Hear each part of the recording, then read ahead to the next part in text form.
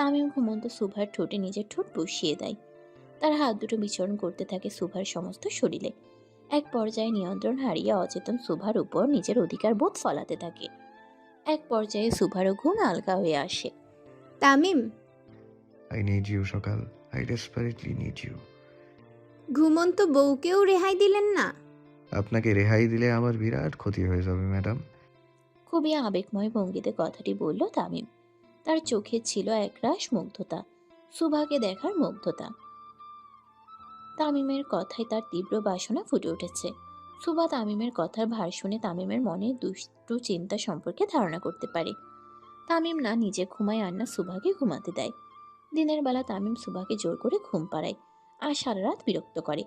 সুভার কোনো বাহানাই কাজে দেয় না তামিমকে আটকানোর জন্য। তামিমের 19-20-এর লজিকের কাছে সুভার সমস্ত লজিক হার মানে। সত্যি করে বলুন তো, আপনার চরিত্রে কি কোনো সমস্যা আছে? আপনাকে রেহাই দিলে আমার বিরাট ক্ষতি হয়ে যাবে ম্যাডাম। তা তো একটু আছে ম্যাডাম, না হলে আপনাকে দেখলেই আমি চরিত্রহীন হয়ে যাই কেন? তামিম যখন সুভার খুব কাছে আসতে চায় সুভা তামিমকে দূরে সরাতে থাকে আর তামিমও জোর করতে থাকে। ছেড়ে দে শয়তান, ছেড়ে দে। তুই আমার দেহ পাবি কিন্তু মন পাবি না। সুভার এমন ফিল্মি ডায়লগ শুনে তামিম হাসতে থাকে, সাথে সুভাও। মন লাগতো না। তামিম শক্ত করে সুভার হাত চেপে ধরে এক হাতে, আর আরেক হাতে সুভার ওড়না মাটিতে ফেলে দিয়ে মুখ গুজে দেয় সুভার উন্মুক্ত গলায়। পরম আদরে ভাসাতে থাকে সুভাকে। সুভাও তামিমের তালে তাল মেলাতে থাকে। আজকে সেও তামিমের সাথে ভেসে যেতে চায় ভালোবাসার সাগরে। সুভাকে রেসপন্স করতে দেখে তামিম আরও মুডে চলে আসে। এমনিতেই তামিম সারাক্ষণ 19-20 করা ধান্দায় থাকে। তার উপরে সুভা তার সাথে তাল মেলাচ্ছে। তালে তাল মেলাচ্ছে। এই যে মেঘ না চাইতেই জল। তামিম আরো মত্ত হতে থাকে সুভার মাঝে। গভীর রাতে সুভা চুপচাপ তামিমের বুকে মাথা দিয়ে শুয়ে থাকে। তামিম সুভার হাত বারবার দেখছিল আর রাগে ফেটে পড়ছিল। তার বারবার মনে হচ্ছিল কাল কাল নাগিনী দুটোর হাত আরো কয়েক টুকরো করা উচিত ছিল, আর অ্যাসিডের সাথে আরো কিছু বিষাক্ত পদার্থ মেশানো উচিত ছিল। সুভা বেশ অনেকক্ষণ ধরে লক্ষ্য করে তামিমের এই অদ্ভুত আচরণ। রাগে তামিমের চোয়াল যে শক্ত হয়ে আছে সেটা তার মুখ দেখেই বোঝা যাচ্ছে। তামিম, জি পড়ি। আপনি আমাকে কি দেখে পছন্দ করেছিলেন? সুভার হঠাৎ এমন কথায় তামিমের ধ্যান ভাঙে। পুরোপুরি সুভার হঠাৎ এমন কথায় তামিমের ধ্যান পুরোপুরি সুভার দিকে চলে আসে। তোমাকে দেখার পর আমার বাঁচতে মন চাইছে, তোমার সাথে সারা জীবন থাকার ইচ্ছা জাগছে। আমি কখনোই তোমাকে নিজের প্রেমিকা হিসেবে দেখিনি সকাল। সুভা খুব মনোযোগ সহকারে তামিমের কথা শুনতে থাকে। চোখের পাতাও যেন নড়ছে না তার। আমি প্রথম দিন থেকেই তোমাকে বউয়ের নজরে দেখছি, আমার বউ, তামিম সরকারের বউ। I love you Tamim. Tamim কোনো উত্তর না দিয়ে সুভার ঠোঁটে কিস করে দেয়। সুভাও হেসে ফেলে। সুভা তামিমের গলা খুব শক্ত করে ধরে। আজকে সারাদিন কোথায় ছিলেন? বাসায়ও যে লেট করে আসলেন। তোমার জন্য স্পেশাল জুতা বানাইতে দিছি বউ। জুতো? হ্যাঁ, স্পেশাল চামড়া দিয়ে, খুবই রেয়ার, সহজে পাওয়া যায় না এই চামড়া। আচ্ছা, কিসের চামড়া? কাল নাগিনি। কি? তোমার কোনো আইডিয়া নেই আমি কি কি করতে পারি তোমার জন্য। আচ্ছা, তা শুনি কি কি করতে পারবেন আপনি আমার জন্য? আপনি চাঁদ থেকে আসতে আসতে আমি আরেক বেটার সাথে ভাইগ্যা যাবগা। সুবাহার বাচ্চা। জি, জাতির জামাই। জাতির জামাই? কে? কেন আপনি? সবাই তো আপনাকে জাতির জামাই হিসেবে দেখে। তাই না? আর তুই? শয়তান হিসেবে দেখি। কি? হ্যাঁ। তামিম এবং সুভা মেতে উঠে খুনসুটিতে, খানিকটা ছোট ছেলে মেয়ের মতো। কিন্তু তামিম সরকার যে তার বউয়ের গায়ে হাত দেওয়ার জন্য অপরাধী চামড়া দিয়ে জুতা তৈরি করে তার বউকে গিফট করবে, এটা কল্পনাতেও কেউ ভাবতে পারেনি। একেই হয়তো বলে মাস্টার মাইন্ড। বর্তমান তামিম বর্তমান তামিম ফুলের বুকে নিয়ে তার ফুপের বাড়িতে রওনা দেয়। পথে যাওয়ার সময় সুভার টেক্সট আসে তামিমের ফোনে। ঝড় এসে কারেন্ট নিয়ে যায়, তামিম এসে সুভাকে নিয়ে যেতে পারে না। তামিম সুভার টেক্সট দেখে খুব কষ্ট করে হাসি থামায়। কাছে থাকলে বার্তা দাও না, দূরে গেলে পিরিত কমে না, শালার জিন্দেগি। সুভার তামিমের টেক্সট দেখে হাসিতে গড়াগড়ি খায়। তারপর আবারও আরেকটা টেক্সট পাঠায়। বলেন তো, 7 তলা বিল্ডিং? তামিম সুভার টেক্সটের আগামাথা বুঝে না। সে কেন এটা বলবে, কিন্তু বউ বলেছে বলতে তো হবেই। তাই তামিম রিপ্লাই দেয়, 7 তলা বিল্ডিং। কুত্তা আপনার ডার্লিং। শালার জিন্দেগি। সুবা অনেকগুলো হাসির ইমোজি পাঠিয়ে দেয়। আর তামিম রাগের। যেখানে মরা বাড়িতে সকলে দুঃখ ভরা মন নিয়ে যায়, সেখানে তামিম তার বউয়ের সাথে ফ্ল্যাট করতে করতে যাচ্ছে। অবশ্য মৃত ব্যক্তিদের তো তামিম নিজেই পরপারে পাঠিয়েছে, এতে তার কষ্ট কিসের? এক এক করে তামিমের সকল গাড়িগুলো তার ফুপির বাড়ির সামনে দাঁড়ায়।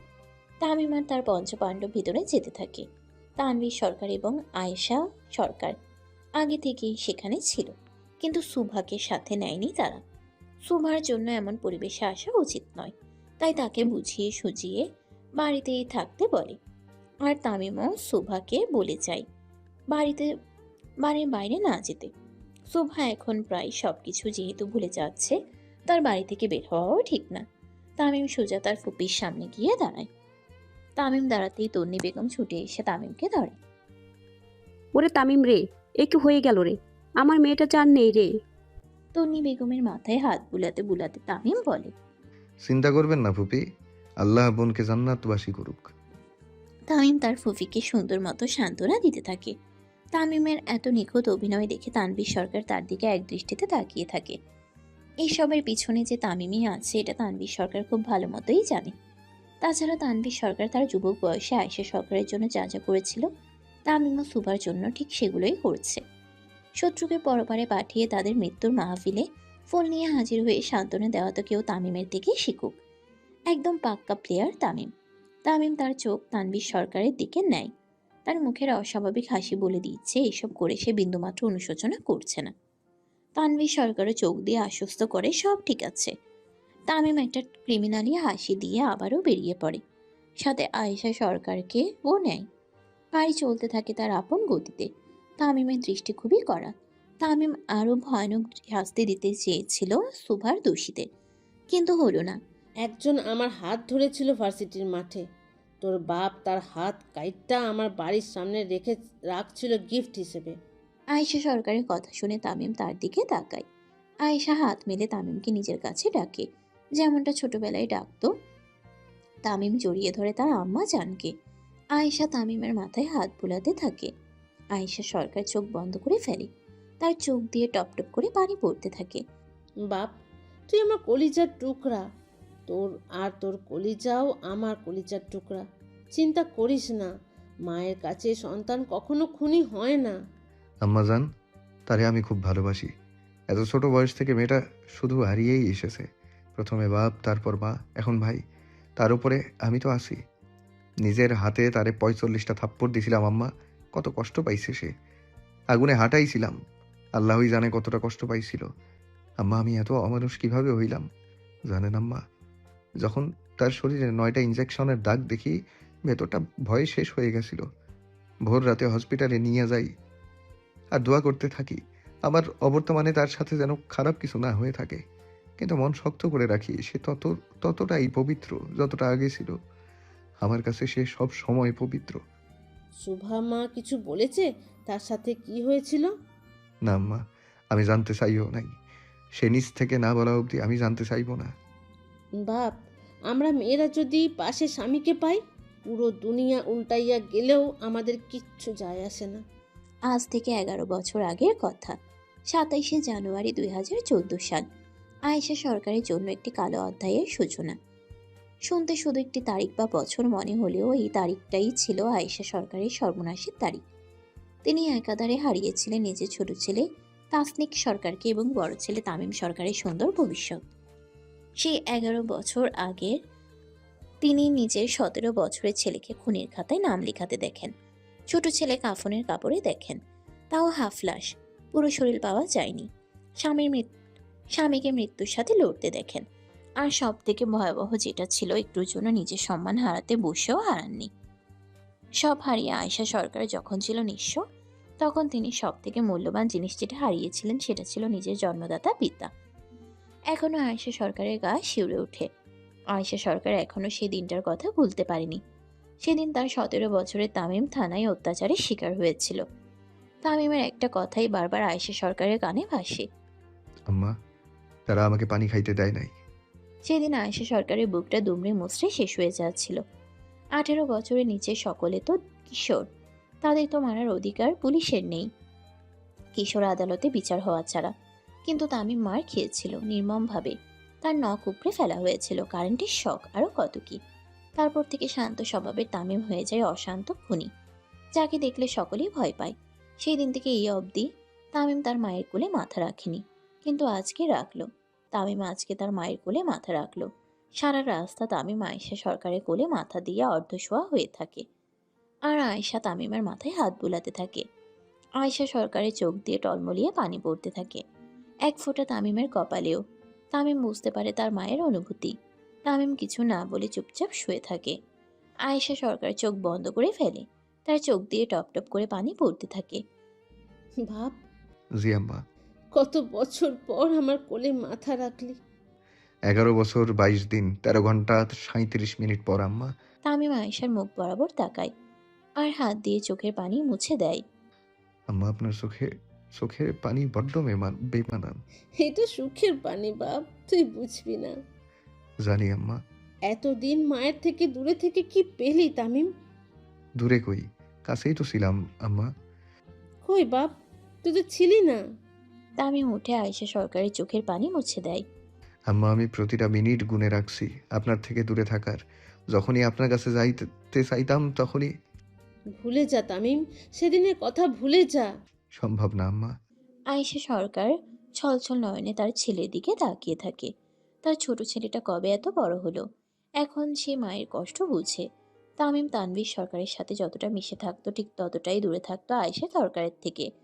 খুব বেশি একটা মিলমিশ ছিল না তাদের। আয়েশা সরকার ছেলে বলতে ছিলেন অজ্ঞান। সবসময় ছেলের আশেপাশে থাকলেও কোথাও না কোথাও খালি লাগতো তার। তার কোল ফাঁকা লাগতো সবসময়। কিন্তু আজকে সুভার জন্য তার ছেলে আবারও তার কোলে মাথা রাখলো। তুই ঠিক আছিস বাপ? তামিম একটা দীর্ঘশ্বাস ফেলে গ্লাসের দিকে তাকায়। ভালোবাসা হচ্ছে ক্যান্সারের মতো আম্মা। আমি ছাড়তে চাইলেও সে আমারই ছাড়বে না। আয়েশা সরকার বুঝতে পারে ছেলের মনের কথা। সুভার অসুস্থতা, তার শরীরে ইনজেকশন, এসবের সঠিক উত্তর তামিম যতদিন না পাচ্ছে ততদিন সে শান্তি পাবে না। আর না সুভাকে সরাসরি কিছু বলতে পারছে। একটা দ্বিধার মধ্যে পড়ে আছে তামিম। কতটা ভালোবাসিস শুভা? যতটা বাসলে 24 ঘন্টাও কম লাগে। আয়েশা সরকার তামিমের দিকে খুব অবাক চোখে তাকায়। এটা কি সেই তামিম যে কথায় কথায় গলা কাটতে বের হতো, যার রাগ ছিল পর্বত চূড়ার মতো উঁচু, না ছিল আবেগ আর না ছিল কোনো ভালোবাসা? সেই তামিম সরকারও আজকে একটা মেয়ের জন্য এত উন্মাদ হয়ে গেল। আয়েশা সরকার চোখ বন্ধ করে আল্লাহকে লাখ লাখ শুক্রিয়া জানায়। অবশেষে তার ছেলে মানুষের কাতারে নাম লেখালো, সেও আবেগী হলো। তামিম, যদি কখনো শুনিস শুভার সাথে খারাপ কিছু হয়েছে, তুই কি ওরে ছেড়ে দিবি? তামিম তার মায়ের দিকে তাকায় একজন নিঃস্ব মানুষের মতো। তামিম সরকার বউ ছাড়ার লোক না আম্মা। আয়েশা তামিমের হাত শক্ত করে ধরে চোখ দিয়ে আশ্বস্ত করে, তামিম একদম ঠিক পথে আছে। শোভা আমার কাছে ঠিক ততটাই পবিত্র যতটা বৃষ্টির পানি হয়। কারা আপনারা? এভাবে এগোচ্ছেন কেন? এক পা করে পিছিয়ে যেতে যেতে কথাগুলো বলতে থাকে সুভা। দেখুন প্লিজ, এগোবেন না প্লিজ। এ কি না প্লিজ, আপনি আমার হাত ধরছেন কেন? তামিম! খুব জোরে জোরে চেঁচাতে থাকে সুভা, কিন্তু তার ডাক শোনার মতো কেউ নেই আশেপাশে। এই গুদাম ঘরে সুভার চিৎকার শোনার মতো কেউ নেই। তিনজন লোক খুব লালসার দৃষ্টিতে সুভার দিকে এক পা করে এগিয়ে যাচ্ছে। তাদের মুখের আকৃতি বলে দিচ্ছে কতটা লালসা তাদের মনে। সুভা ভয় আর আতঙ্কে প্রায় শেষ। কোনো মেয়ে এমন পরিস্থিতিতে নিজেকে ঠিক রাখতে পারে না, সে যতই সাহসী হোক না কেন। সুভা মনে মনে নিজেকে দোষারোপ করতে থাকে, কেন সে এমন বালদামি করলো। আজ নিজের বোকামির জন্য এত বড় বিপদে পড়ল সে। 23 মিনিট পর তামিমের গাড়ি ঢুকে সরকার বাড়িতে। আয়েশা সরকার এবং তামিম একসাথে নেমে ভেতরে চলে যায়। আয়েশা সোজা কিচেনে চলে যায়, কারণ তানভীর সরকার আসলেই তাকে কফি দিতে হবে, আর তার হাতের ছাড়া সে খাবেও না। যে কোনো সময় তানভীর সরকার আসতে পারে। আয়েশা কিচেনে চলে যায় আর তামিম তার রুমে যেয়ে তামিম সুভাকে কোথাও পায় না। ওয়াশরুম ব্যালকনি কোথাও নেই সুভা। তামিম নিচে চলে আসে সুভাকে খোঁজার জন্য। কিছু সার্ভেন্টদেরও বলে সুভাকে দেখলে তাকে যেন বলে তামিম এসেছে। তামিম নিচে এসেও সুভাকে কোথাও পায় না। ছোট কর্তা, বলুন কাকা। শুভা মা যাওয়ার সময় তার ফোনটা ফেলে গেছে নিচে। শমশের তামিমের দিকে সুভার ফোন ফেরত দিতে দিতে বলে, কোথায় গেছে শোভা? ওই যে আপনি যেতে বললেন। আমি বলেছি? হ্যাঁ, গাড়ি পাঠালেন যে। জি ভাই। শমশেরের কথা শুনে তামিমের চোখ কপালে উঠে যায়। সে কখন গাড়ি পাঠালো? আর সুভাই বা গেল কার সাথে? তামিম গভীর চিন্তায় পড়ে যায়। তার পঞ্চপাণ্ডব এসে হাজির হয়। তামিম দেরি না করে তাড়াতাড়ি কন্ট্রোল রুমে চলে যায় সিসিটিভি ফুটেজ চেক করার জন্য। সাথে তার পঞ্চপাণ্ডবও যায়। তামিম দুপুরে পরের ফুটেজ চেক করে। সেখানে স্পষ্ট দেখা যাচ্ছে একটা কালো বড় গাড়ি এসে সরকার বাড়ির ভিতরে ঢুকে। সচরাচর আইডি কার্ড বা ভিতরে থেকে কনফার্মেশন না পাওয়া অবধি কেউ সরকার বাড়িতে ঢুকে না, কিন্তু তারা খুব সহজেই ঢুকলো। আর লোকদেরও কিছু একটা বলল। তার কিছুক্ষণ পর সুভাও নিচে চলে এলো। দুজন লোক তাকে কিছু একটা বলল, আর সুভা তাদের সাথে গাড়িতেই চলে গেল। তামিম মেইন গেটের সিসিটিভি ফুটেজ অন করে, কিন্তু আশ্চর্যের বিষয় হলো সিসিটিভির ফুটেজ ছিল না।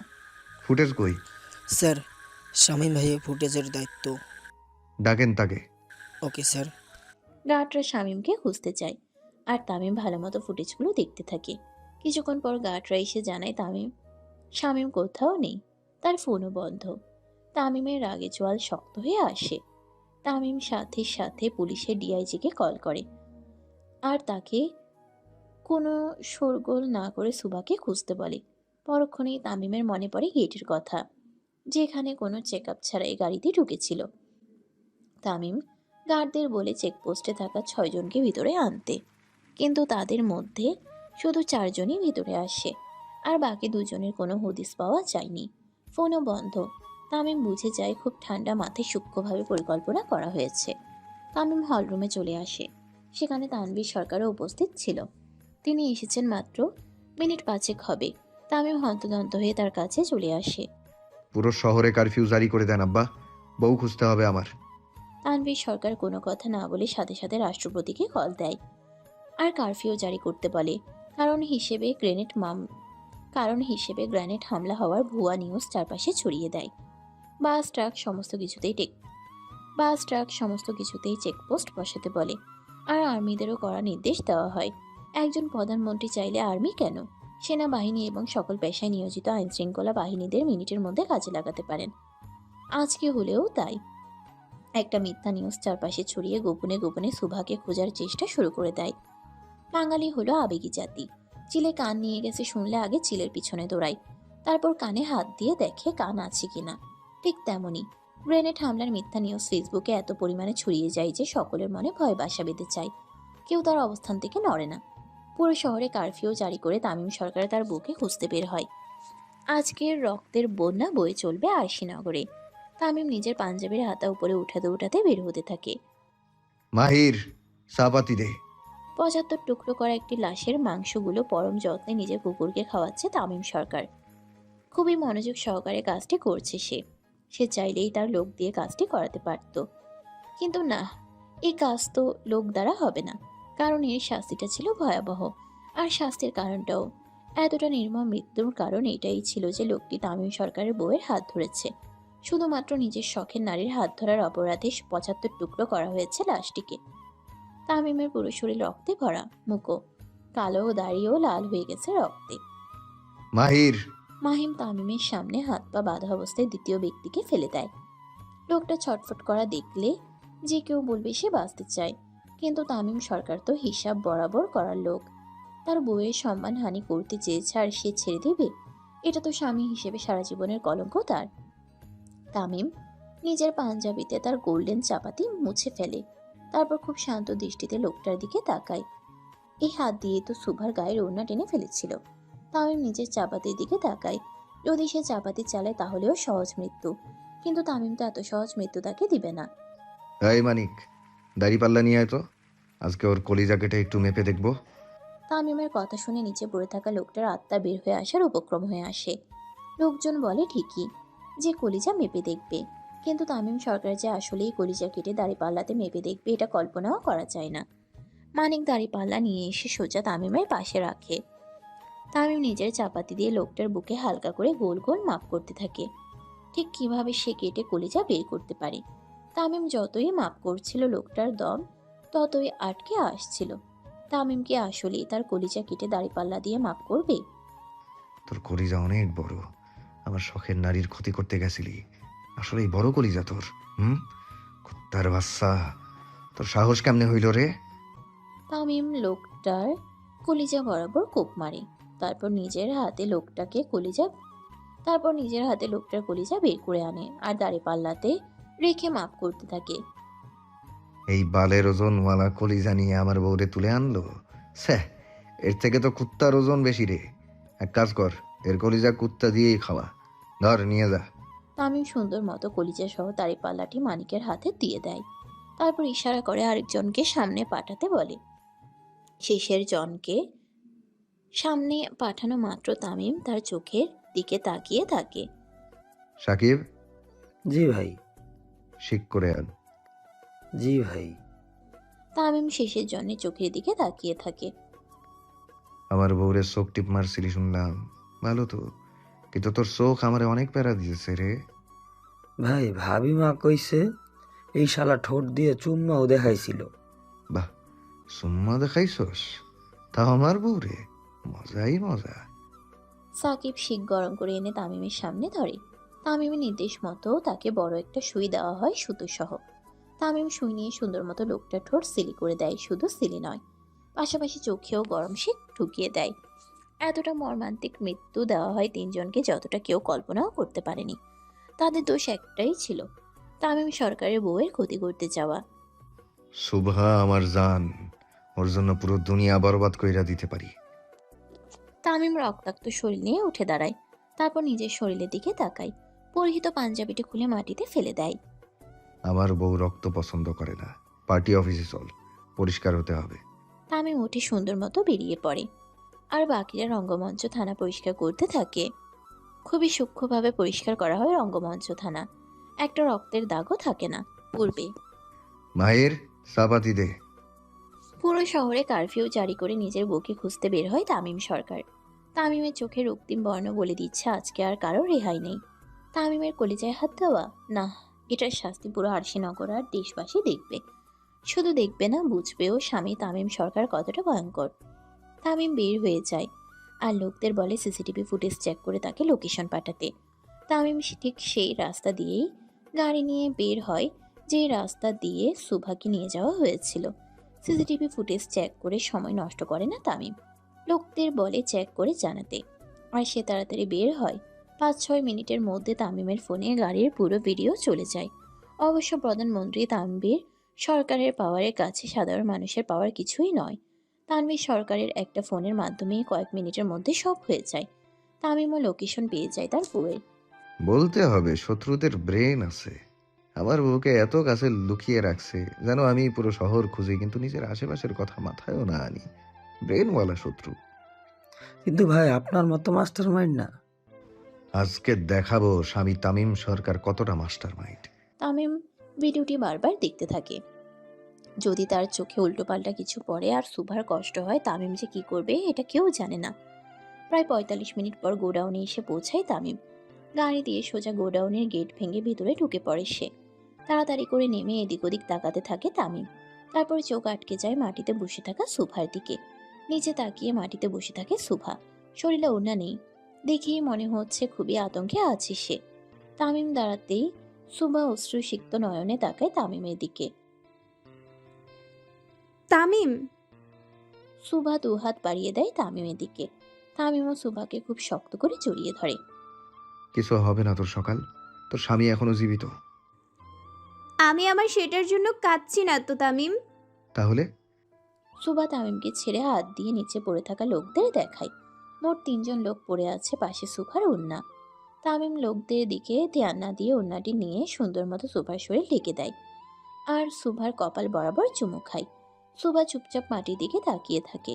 তামিম বুঝতে পারে কিছু তো হয়েছে। কি করছিস তুই? সুভা বেচারির মতো মুখ করে তাকায় তামিমের দিকে আর তামিমের হাত ধরে বলে। ভবিষ্যৎ অন্ধকার তামিম।